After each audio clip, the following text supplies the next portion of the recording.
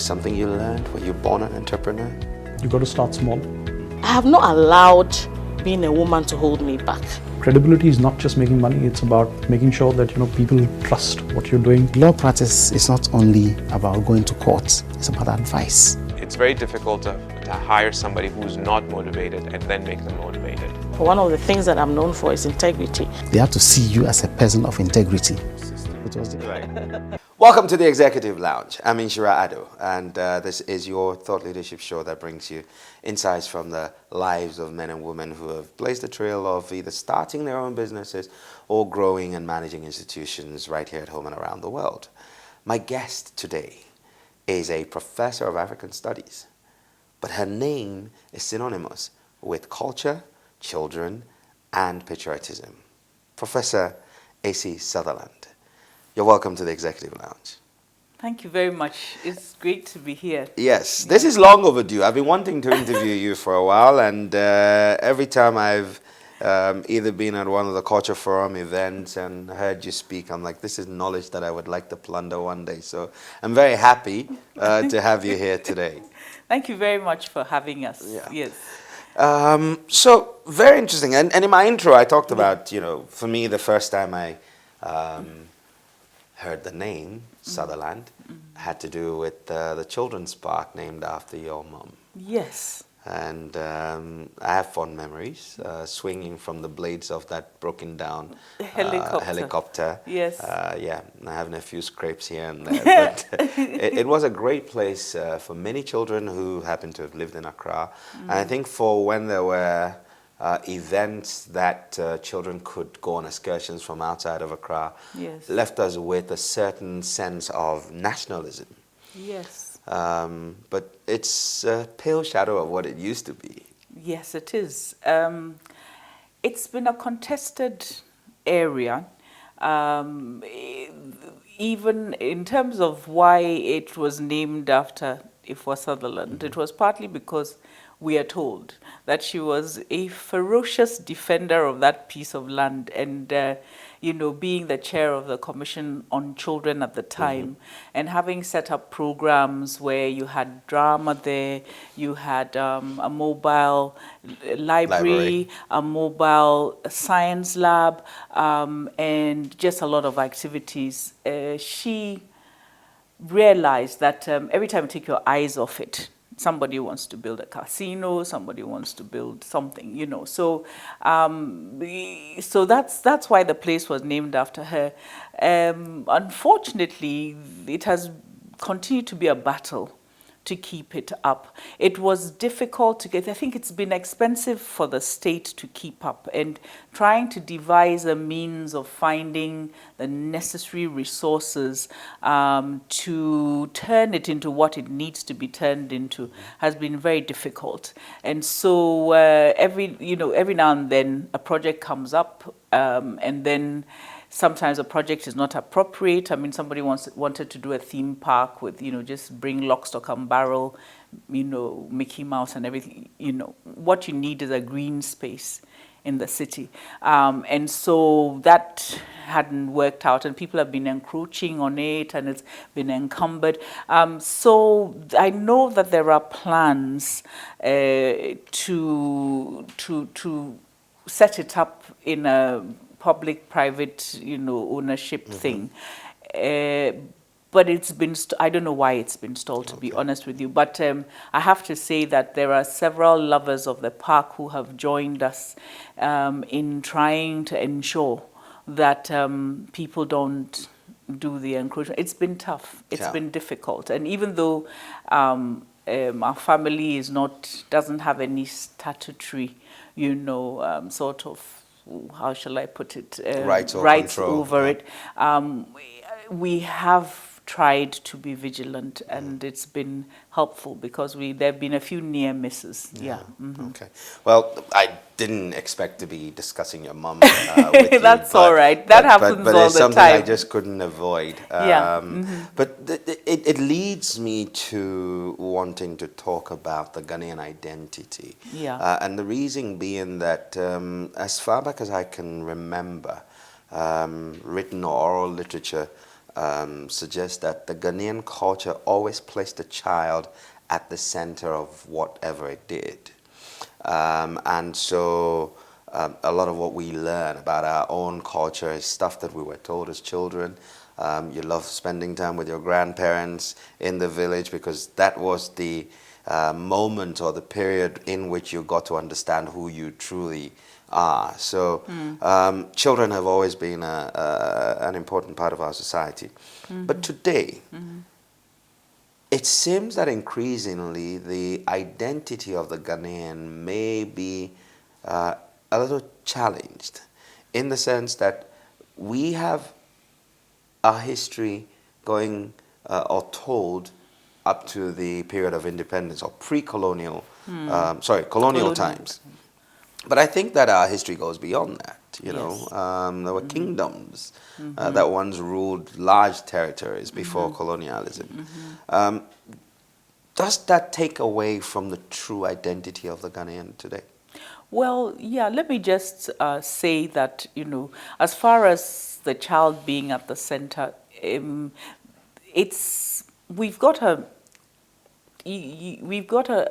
relationship with children that, on the one hand, you know, we place them at the center because, you know, you have all kinds of rights and things that are done which show that you want to perpetuate, you know, the history and the culture, and children are immersed into learning, you know, how to drum, to dance, to, you know, speak well, and so on and so forth. So we have that. We have children being attached so that they can learn vocations and all that. But we also abuse, you know, that. And so there's been a lot of abuse of some of the principles that you're talking about. And that has been a problem. That's the first thing. The second thing is we've never properly learned to integrate what we have as our traditions into the educational system smoothly. We haven't been able to do it smoothly. So you have a situation where, you know, in the past, people used to schooling. You know, you call John when you go to school, and then when you go to home, you call Kwame or something. And it's like they are not, you know, there's two different worlds. Now, merging those two worlds is essential because it has our brains, you know, bifurcated in a certain way, and it affects the way that we treat formal things and the way that we treat informal things. So the same person will go to work and not work well. And then if it comes to organizing a funeral, you know, the person is creativity is fantastic, up, and you know, efficient. So we have to do something, bring those two ends together and make people understand that we are getting an education in order to make sure that the country runs well.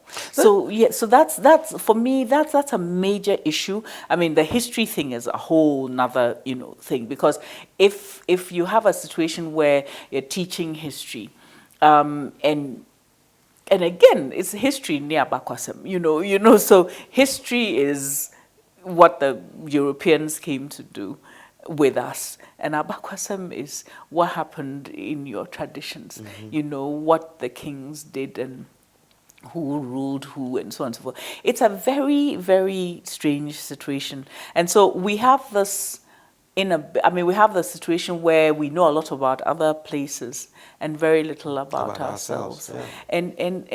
And also losing the connection with the countries around us, you know. The fact that West Africa is actually a vast area where people migrated from one place to the other. And in fact, this morning at my class, we were talking about blankets and about the fact that, you know, when kings in Akan traditions die, their beds, they have camel hair blankets. Wow. There's no way that they would have had camel hair blankets except if they had come from the Sahel. So there's this whole, and there's cola and so on and so forth, and there's salt and all that. And, you know, there's just this whole range of trade and diplomacy and so on. Languages. I mean, if you take something like Fulfulde, what the Fulani speak, it cuts from Cameroon all the way to Guinea. The whole place. They are all over the place. People can speak Mande across. It's just, we have people who speak Mande in Bronga-Hafu, like the Mo people and so on. Yeah, so we've got so much connection. And it's like under the, how do we bring it up so that people understand? So there's a lot to be done. It's like all the hidden, stuff. You raise some very pertinent issues and questions that are begging for answers. Yes. And the whole different modes with which we through which we expressed ourselves. There are people who I know who are born without any English names. Yes. And growing up, they wanted to have English names. Them, yes. And for me, I was giving both English names, and I remember on all my official documentation, apart from my surname, all the other names were missing. So it took me a while to embrace the other names, yes. And I'm super proud of it now. So there's a certain sense of awakening. Yes. But it's more to do with how we identify in terms of the names that we have. True. But how do we make that transcend our entire being? That we appreciate that, okay, I may be able to speak English or any other language that I'm schooled in, but it doesn't take away from the fact that I'm Ghanaian and I respect my traditions and I know it. Yes. Well, you see, the thing is that having been, in a policy-making position before, I feel very... I wouldn't say ashamed, but I think our generation didn't stick consistently to policy. Okay, so and I mean, we won't go into the reasons for that, but we have situations where we have a policy. Let's start learning in our languages. And also in English. I think that I have to make this point that there's never been a policy that you should just start learning in a Ghanaian language and not English. You do both. But then, the language of instruction is your maternal language. And, all you have to do is to step away from some of the, the areas where well-off people live. Even there, when you go to the public school, most children are more comfortable speaking. You could go to the playground, playtime, you hear what they speak, okay? If you use that to teach them, so that the concepts are not difficult to grasp, that makes you feel at ease with both English and your language and your traditions. One of the the areas that we are most guilty is kindergarten. You look at the walls of any kindergarten, you will see all the icons and all the things that are there have no reference to our situation. For starters, A for apple. It was straight away.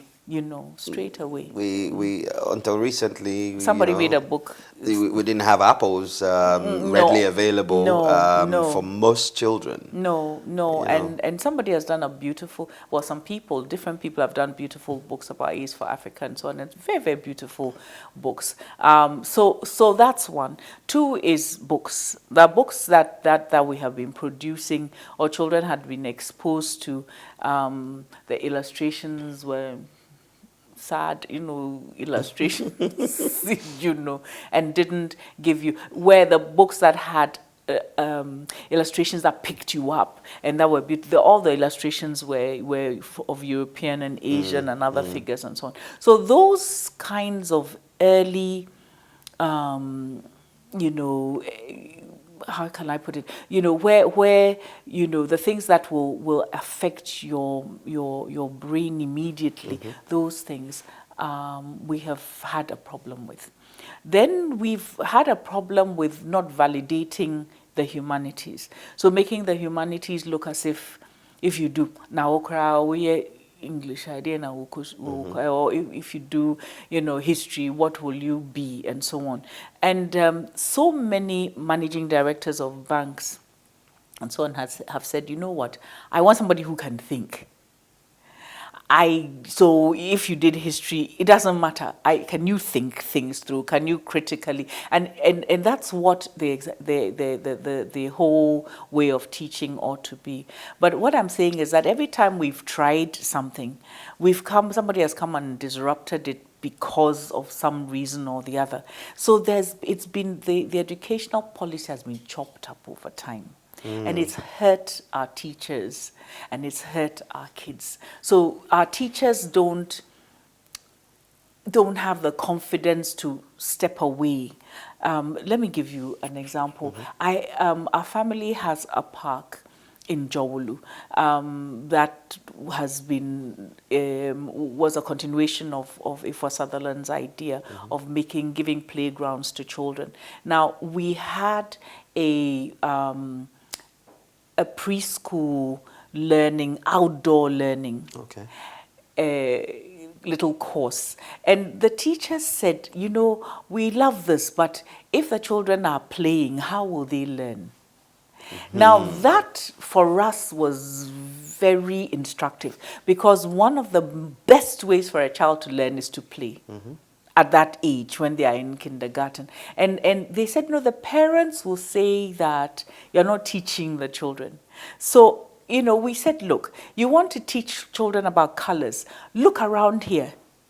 The leaves, the flowers, the ground, they're all different. You can teach color, you can teach numbers, you can teach science, you can teach anything in this outdoor area. So that whole idea about getting the teacher to innovate and to let the children learn by touching and feeling and playing and sounding, and this is what we need to do. It's quite interesting. I was reading recently about the Japanese education system where children actually for the first 4 years don't really do much, but they're taught the culture of mindfulness and courtesy. And they're allowed to play. So they interact with the environment and then they have respect for each other. So by the time they grow up, it's no surprise that the Japanese celebrated for being mindful of each other, and people don't jump queues and things like that. Over here we're different, but and I guess it's probably the way we set our stall. I really think that we have an opportunity to do this. It's not like it's some big thing that you have to go and find a whole bunch of money to do or something. We have the opportunity to do it, but we must make it possible for people to be evaluated in a certain way, for learning to be evaluated in a certain way, and so on. And then we'll be able to get it done. So if we wait till they are much older and then you try to do it, you've lost a lot of time. And the kids, you will be shocked at how imaginative they are. At the moment when they come to the park and we say draw, they'll draw something that's very unimaginative. Until you say dream, you have to talk to them about dream. Think about where you want to be. Think about a place you've never been before. You have to stimulate them. Then they go away from drawing a square house and a man standing in front of it or whatever, and then they open up for you. So we need to do something. We need to do something. I'm tempted to dwell on education for a moment, but I really would like us to explore that a little further. We're going to take a short break, and when we come back, we'll do two things. We'll look at the education a little bit. There's some things I'd like to pick your thoughts on. But then I would like us to start looking at our identity as a people. All right. And especially now that the world seems to be... There's a buzz around Africa, the next frontier. Black Panther, put us on the map as well, and the year of return and everything. I think there's a lot for us to pick on that. So you stay where you are. We'll be back after this short break, and we'll bring you some more.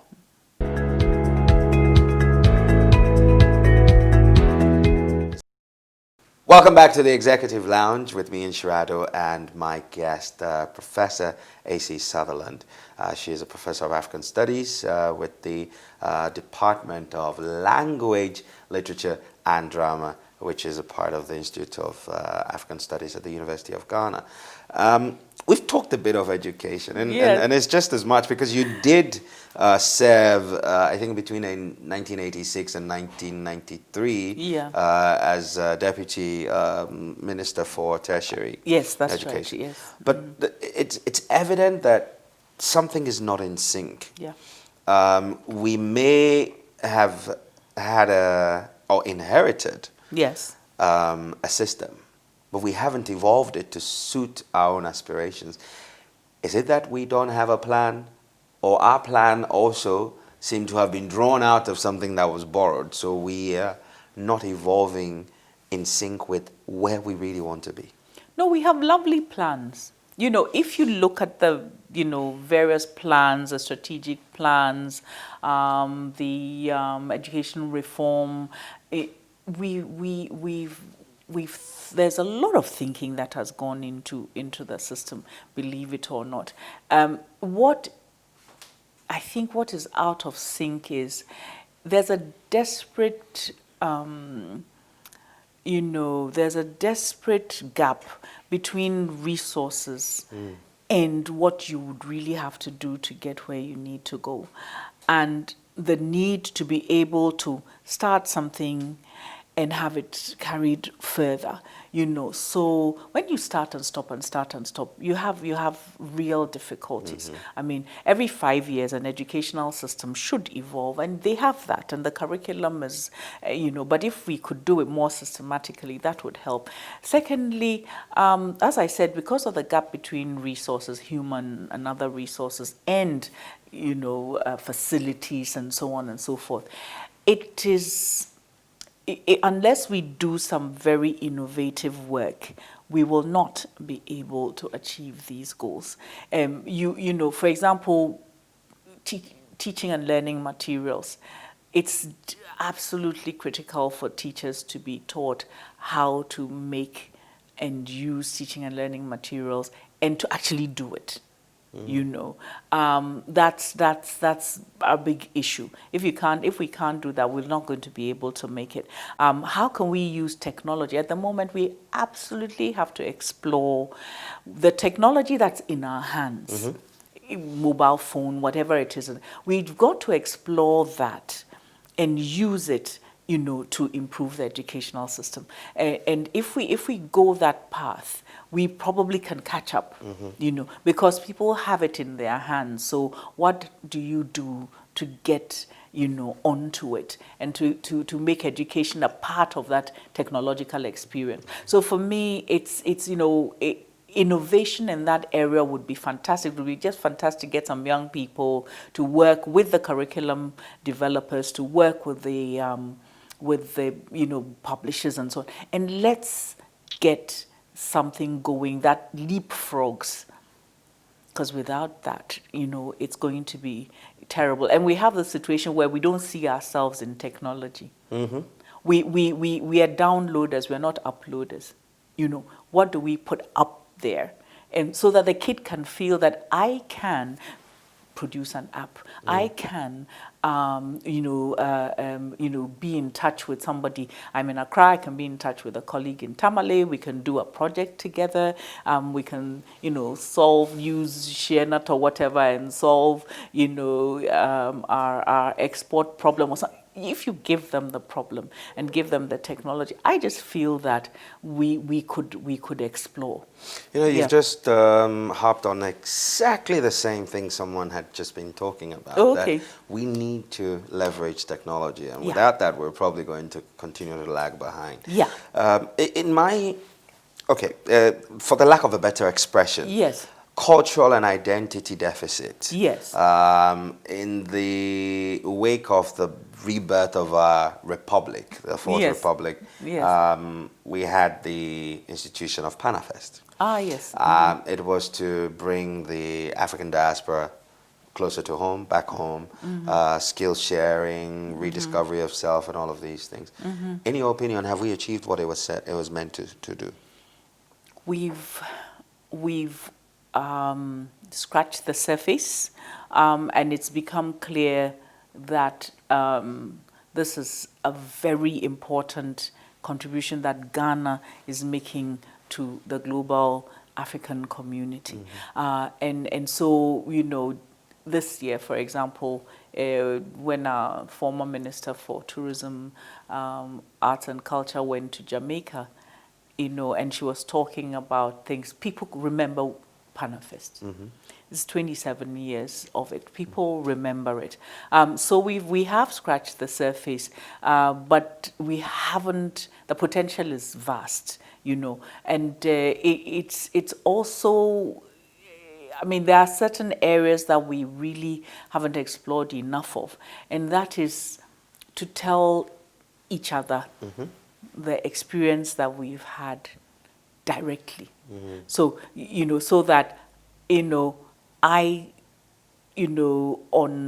living in Ghana, having been born in Ghana, must be told by the person who historically was taken away, or their ancestors were taken away, our ancestors really, because they are both our ancestors, say, what happened when you got there? Why is it that when you come to the castle you're so angry? Why do you cry? You know, why, you know, and they can ask us, why are you standing around here laughing and so on when this horrible thing happened? We are not, that communication, that's why that's part of the reason why you have Panafest. There's pain, there is mistrust, there's lack of understanding, and if we don't do something about it, it's going to be festering all the time. And that is sort of a precursor to then saying, okay, you know what, let's do business together. Do you see? It's a two-step thing. You know, you can't just jump and be friends. Yeah. You know, you've got to deal with that gap. So now, that's what it's about. That's interesting. And a bit to harness the potential, the full potential of what Panafest means. Yes. It seems we've explored a very limited space, and permit me to make this fabulous mistake by saying that in the area of arts, music, fashion, and maybe food, but we've not gone beyond that. Yes. And even in the arts space, we've not even leveraged the power of storytelling. So we don't have there's very little by way of documentaries, by way of movies or drama series that would help both this face-to-face conversation you're talking about might be able to put it on a scale that we all would have better understanding of what happened over there, and those who are coming back home can also have a certain understanding. Would this have to be something you'd say should have been a policy-driven intervention, or something that should have happened in the mix of things? Panafest has been stunted, you know, and part of that stunting has again to do with us starting something that was at the state level. The first few editions of Panafest were a statewide, it was done by the state. So you had delegations from countries, from, you know, from policy level to intellectuals to artists. You had people who were coming on their own, and it was beginning to build itself up.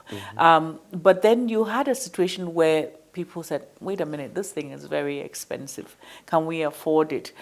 Should we be going forward with it? And so on. Then it suffered from, oh, well, this thing started in the PNDC or the NDC or whatever, and what is it about? And who are these people who are doing this? You know, it just suffered from that. And it almost kept losing steam because the understanding of what potential it had for the central region, for Ghana as a whole, and then just the potential it had for raising Ghana's profile among people, the global African family. We just hadn't grasped it.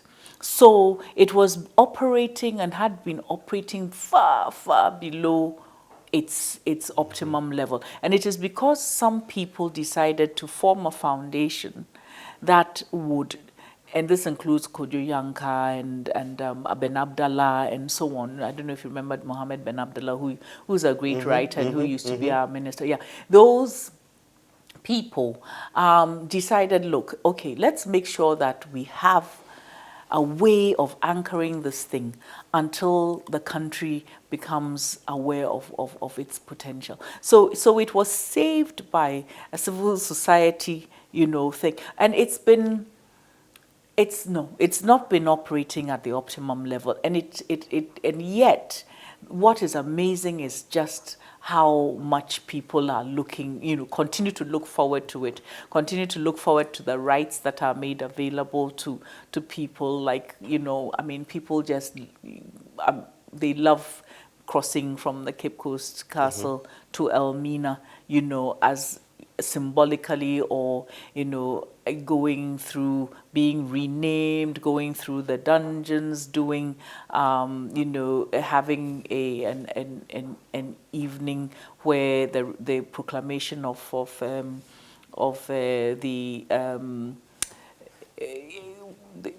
abolition. The abolition of is made. And we have so many events which have become very important to people.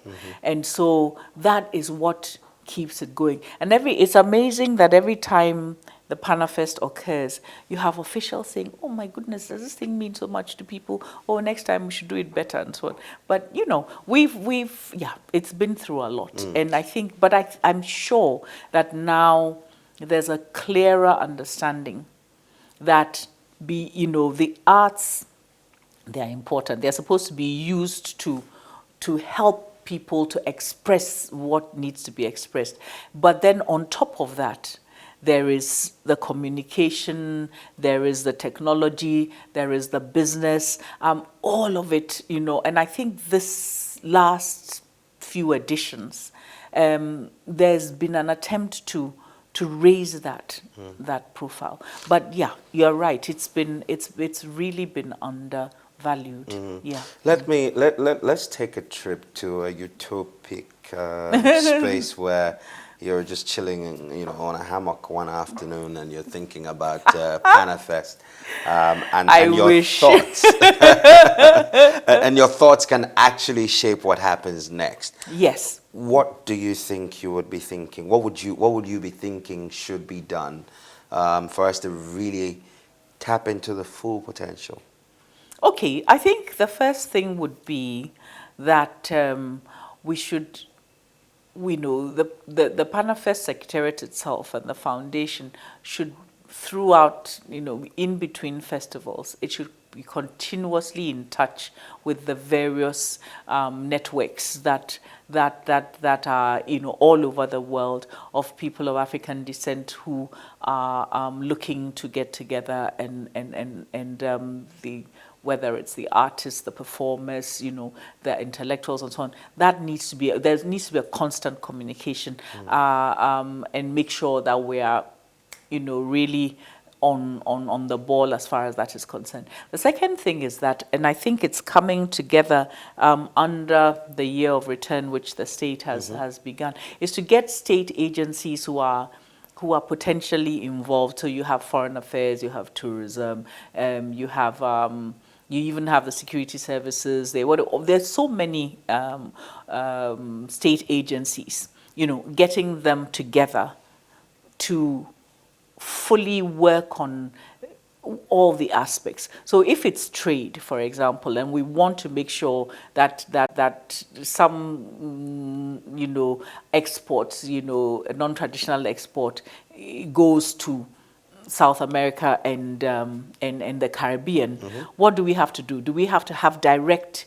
airline links there? Do we have to, have factories on both sides? I mean, do we have to have fairs? What do we have to do, to make sure that there's a direct tapping into the various communities that are out there? So in other words, there has to be a sense of, and then of course there's the rest of Africa. We mustn't forget. True. We have to have a sense of making that no borders, links across. We've got to make it happen. So it shouldn't be a side thing. It should be central to the way that we see, part of our trade and, and economic strategies. So I would want to see that happen. And once that happens, and every agency has a desk, has people, has an orientation, which make targeting Africa and people of African descent a major part of what we do. It will change a lot of things. And then, of course, in the area of education, getting people to be educated, and both formally and informally, about what it means to be African in this world. If you go out to do a negotiation, step out to do a negotiation with a foreign firm, how do you present yourself? Who are you? What do you have to offer? How do you ensure that the person who's coming onto your land to come and do something understands that it's your land? Yeah. These are your minerals, and so that we don't give room for exploitation. All those things are part of it. So what I'm saying is that we would have to create a situation where we are highly conscious of who we are and what we have and what our potentials are. And that, of course, means that the educational system needs to be able to inculcate that into people. But so do the churches. So do the, the various, clubs and so on that we have. I'm sneaking in something, but I went to a wedding a few weeks ago. My goodness, I've forgotten what these women called themselves, but boy, they were really organized, like dressed up, everybody's wearing the same thing, and they, come with all their, everything is organized. And I was thinking that I wish they would do this at work. I wish they would, and I wish they would, instead of wearing these, these dresses and stuff like that. There should be some African identity, with what they're wearing and all that. But I'm just saying, it sounds like a something on the side, but seriously, it's like our minds, the way that we think. If it's the media, if you think a certain way, even the what do you know me? I don't, I'm sort of very... The news or the programming? No. I'm very pre-computer. The thing that you put on your pen drive. What the Okay, playlist. so the playlist. Yes. I'm learning. You're not that bad. Watch your playlist. Make sure that, you decide that you're going to play things from various parts of the African world.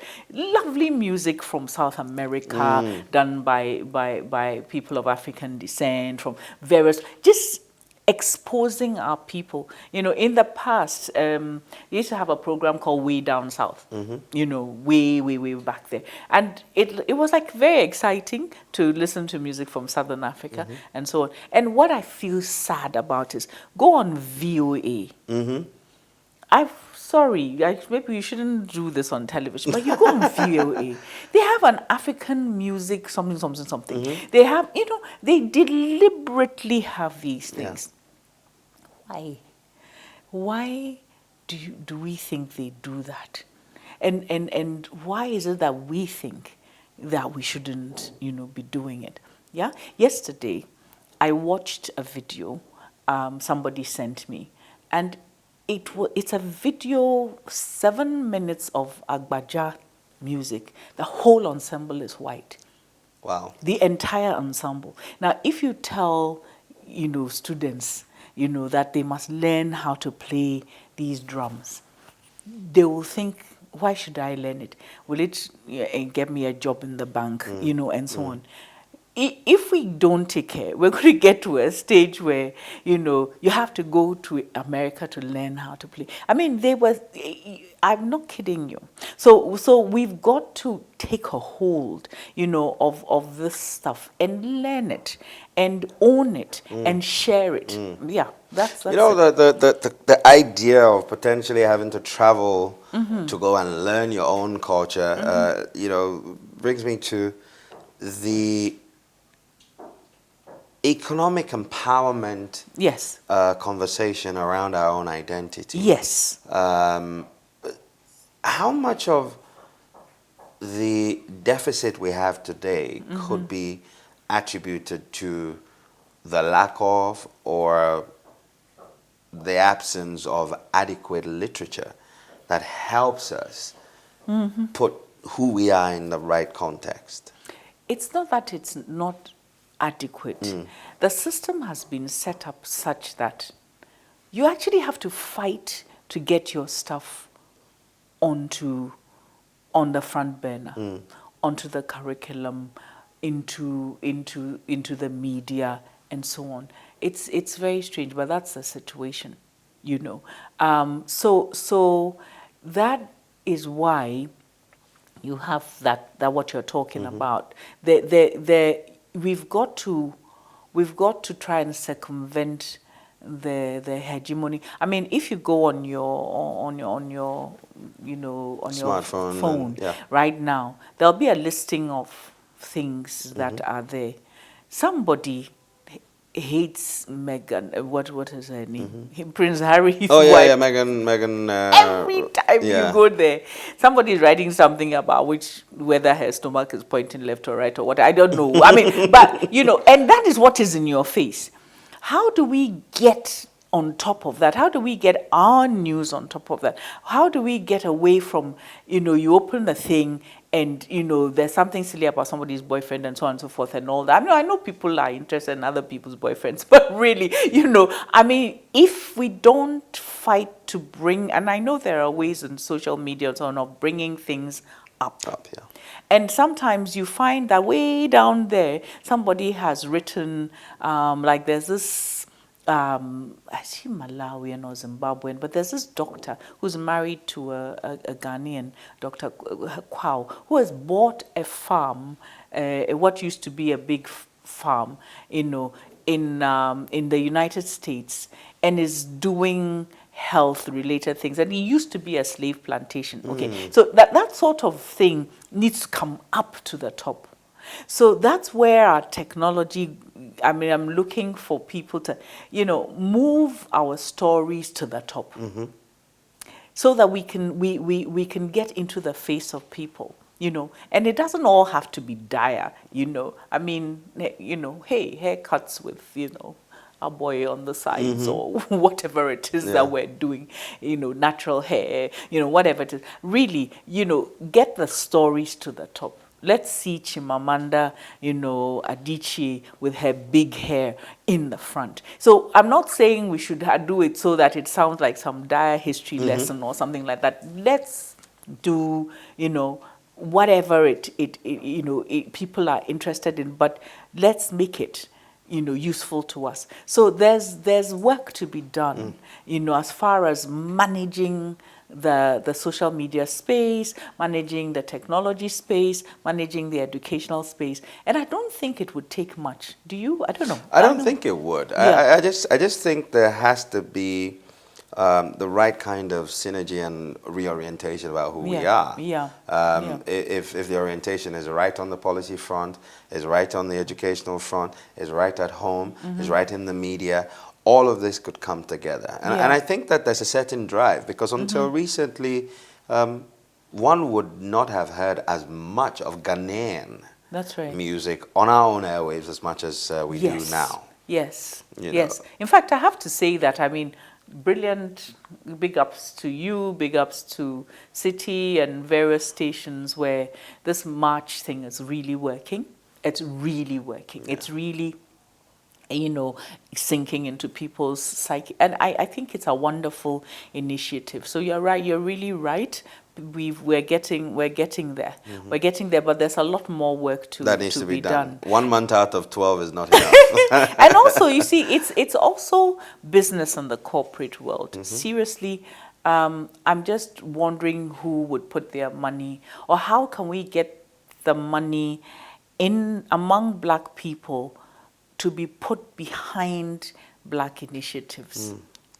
You know, and the fear of investing in Africa when other people are marching into the place. You know, if Chinese can come, you know, if you can have a situation where people are going into Ethiopia, buying land and planting stuff and exporting it, or, you know, whatever.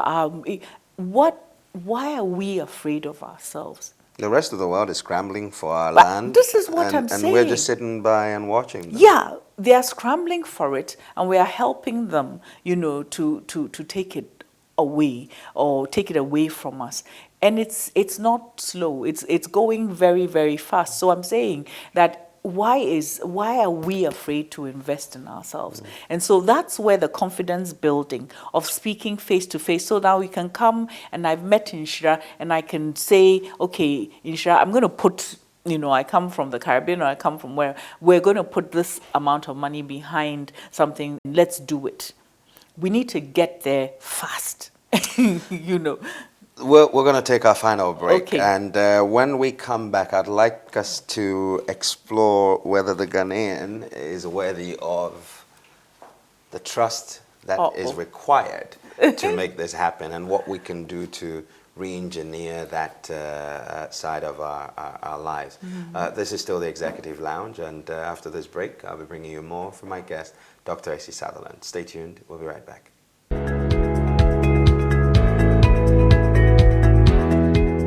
Welcome back to the Executive Lounge, and it's a shame, time flies. We're just about wrapping up, but a few more questions before we end. You know, you talked about how once there's the face-to-face, there's a certain connection, rebuild of trust. One of the biggest problems we've had in probably the last 3 decades in Ghana is the talk of corruption, not just in the public sector, but the Ghanaian is difficult to trust. Somebody wants a job, you give them a job, they don't do a good job. What do we need to do to be able to reward the trust that may be reposed in us by the returning diaspora, who maybe because of exposure, better economic environment, that they have skills they can share, so that this synergy can really help us leapfrog? Okay. Well, first of all, let me just say that, I mean, the trust that people have in us is frightening.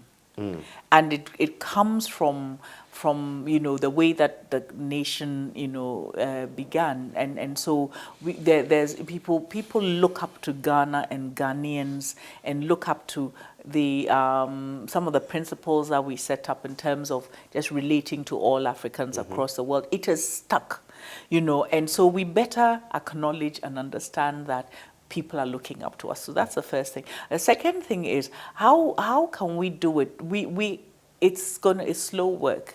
We've got to understand that this is where we are, and start from there instead of starting from where we think we ought to be, because that is debilitating. I mean, if so you just say, okay, I give up, you know. So we've got to start from where we are, and starting from where we are includes making sure that we will, those people who have something to share will share it, will train, you know, and it's hard, but I think that we have to go that way. It's the only way to do it, is to do it the slow way, you know. And then secondly, this whole business of looking outside of ourselves, you know, people actually, I mean, if we had a bit more confidence, we would find that people would come to us, and they would take what we have to offer, you know, and work with it. So if you don't project yourself positively, you know, how do you expect to be acknowledged in a positive manner. So that sort of beating ourselves down has got to stop. Because there is a lot here. There are a lot of people here who are doing things that are very credible and that can be shared. So I think that that's where I'm coming from. That's where I'm coming. That's my belief and understanding. I guess yeah. the media also has to tell the positive stories and Yes. set the example for other people to follow. So Yes, it has to tell the positive stories, and it's not just a matter of dropping a positive story. The whole idea of continuing and linking up with other positive stories and bringing them, together is very important. And the kind of things that you do, media, having encounters between business and policymakers, and maybe more those of us in culture should be brought on board, more of this, cultural orientation. But let's keep in touch, It's so important. And those who have the means, and I'm talking about all kinds of resources, bringing those together and showing people what can be done. That's how I see it. Well, time flies, and all too soon we're at the end. And these are, for me, the 5 things I'm taking away from this conversation. Number 1 is that they're strengthening numbers, that the change we seek won't happen by the dint of hard work of only a few. We all have a part to play in this, and we need to look for those synergies and push them, grow the momentum, and then we can then start seeing the fruits. Number 2 is that a keen understanding of who we are is important. And that means we ought to start going beyond the stories that have been told and face the reality of who we truly are. Some might be nice, some might be ugly, but there's some great stories in there to be told. They all together give us a sense of who we truly are. And in that identity, you can gain the confidence required to be able to stand flat-footed, chest out, and deal with anyone in the world and not feel inferior. The 3rd thing I'm taking away from this is that everything is linked with the other. And the problems that we have might look massive, but if we fix them in little bits, it all will amalgamate, and eventually what seems a mammoth of a problem will be taken care of. 4th thing for me is that knowledge is critical. Knowledge about the world around us, where it's going, where we fall short, what we require to leapfrog. Knowledge about leveraging what we have right now, albeit small, might look like it, but it might be a stone in our hand against the Goliath of our problems. And the final thing is that we can't be anything but Africans and Ghanaians. And it's important that we celebrate that in every shape or form that we can, beyond our drumming, beyond our dancing. We should be able to tell our stories. We should be able to connect with other people to tell their stories. But more importantly, remember that we're Africans, and we always will be. So better start taking pride in that. Thank you so much, Prof. It's a pleasure. Thank you. And I've had a really good time and learned a lot. Yeah. You never know, we might drag you in for a second conversation. Oh, yeah. Okay. All right. Thank you very much. My guest has been Professor Esi Sutherland. She's a professor of African Studies at the language, or rather literature, language and drama section of the Institute of African Studies at the University of Ghana. And learned quite a lot. Thank you so much for tuning in, and we're back again next week with more. Thanks to the team and the crew on production, and also thank you to our friends at Villa Monticello. I'm Inshira Addo. Go forward, make rain. Shalom.